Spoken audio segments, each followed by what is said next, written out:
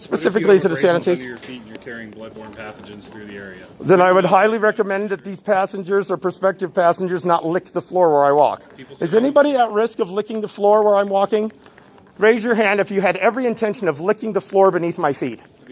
I don't see any foot lickers. What do you know? I see a lot of boot lickers, but I don't see any foot lickers. Have you ever put your hand on the floor and you might have an abrasion on your hand? Therefore, you've done a transfer of blood pathogens. Well, you know, like I said the last time I ate my Cheerios off the floor of an RTD facility, bloodborne pathogens are passed through blood. What are we, genius? Yeah, well, now we're medical geniuses. I don't think you guys went to medical school. If you went to medical school, I doubt seriously you would be working for transit security. Did you go to medical school?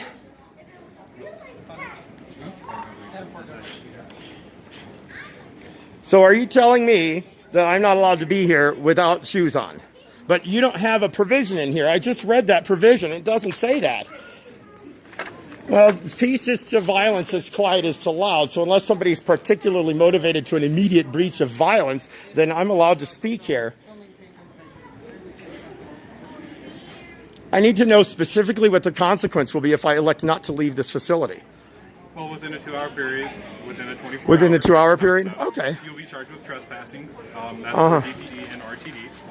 As a private contractor in security, I don't make the laws or the regulations. Yeah, right. You don't even follow them, apparently, because it definitely says vehicles here and not facilities. And there is a difference. There is an RTD facilities use policy. Have I personally asked you to leave? Oh, no, but this guy has, and this guy has, and the guy that left has, certainly. So I'm a little concerned about this arbitrary enforcement question. How specifically am I being disorderly? Because you're refusing to obey my officer's laws. Your officer's laws? Oh, I didn't realize that your officer was now an elected legislator. Rule 53, read it. Say again? Rule 53, read it. Rule 53 does not allow you to tell me to dance like a chicken and then restrict me from the property if I don't dance like a chicken. It also says if you were asked to leave by an RTD representative, you must do so. We are RTD representatives. I think that you should probably issue me a service suspension. Okay, well, we have poll units en route, so they can talk to you. Well, the service suspensions are issued by RTD supervisors. Why don't you have an RTD supervisor issue me a service suspension? You are talking to the Oh, you are? Oh. So I fail to understand how you think that I'm being disorderly here. Because you're making patrons uncomfortable. You're refusing to leave. Well, you're making me uncomfortable. Does that make you disorderly? I don't understand why I have to leave. Do I have to leave because I'm not wearing shoes, or do I have to leave because I'm questioning you? Which specific code of conduct am I not following? My officer's already told you those rules. Okay, so your officer made up an arbitrary rule that's not supported by your code of conduct. So that means that literally, if he were to ask me to dance like a chicken, I would have to dance like a chicken or leave the property. How is that any different? What? He wouldn't be telling you to do that. And if he I'm not so sure he wouldn't do that because it also says vehicle here, and this isn't a vehicle. We've already established that this is pretty much fixed, right? If it's a vehicle, it's part of the earth. I told you it's a sanitation issue. Yeah, what specific sanitation issue is it? Do you have data to support this? Well, how many people have died from bloodborne pathogens that they received from licking the feet that I walked on? I'm just wondering, you know, because I think this is a fundamental question. I realize that you have this catch-all down here, but what if you don't like people with boogers hanging out of their nose? Read number 17 for me, Mr. Number 17? It reads, oh, let me focus this.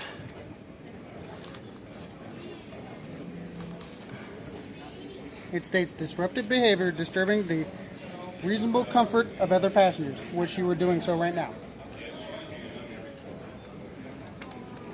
I am the right one. Sorry, I'm trying to find it with this viewfinder, and I'm not having a good job with that. Also read number 5, enforcement. Oh, there I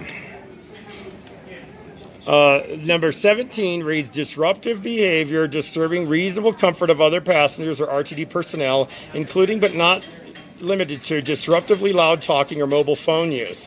Yeah, how does that comport with the First Amendment? How do you reasonably gauge that with the First Amendment? We're going through number 5 now and 17. So are you telling me that you're telling me that because I questioned you, I questioned your authority. I'm letting you know what is in the code of conduct and how you are violating it. How specific? I'm violating it because I'm questioning you Because about your you're making other authority. patrons uncomfortable. Oh. And they have already mentioned that. Oh. Because you're filming them with that.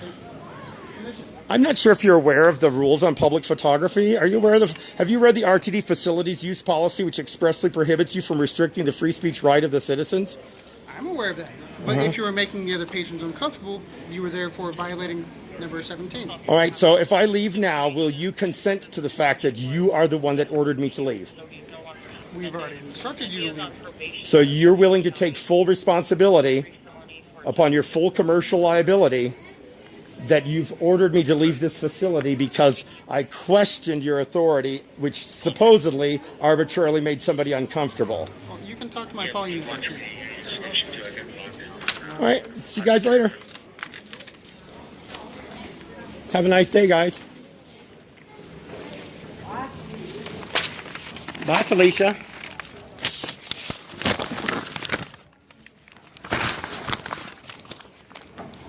So I've been instructed to leave, and so I'm leaving. I hope that this escalator is not considered a vehicle. It might be, I suppose. I should have considered that before getting on it. As you can see, I'm being crushed into the device, and I'm now screaming in agony. And I'm going to go outside here and check in.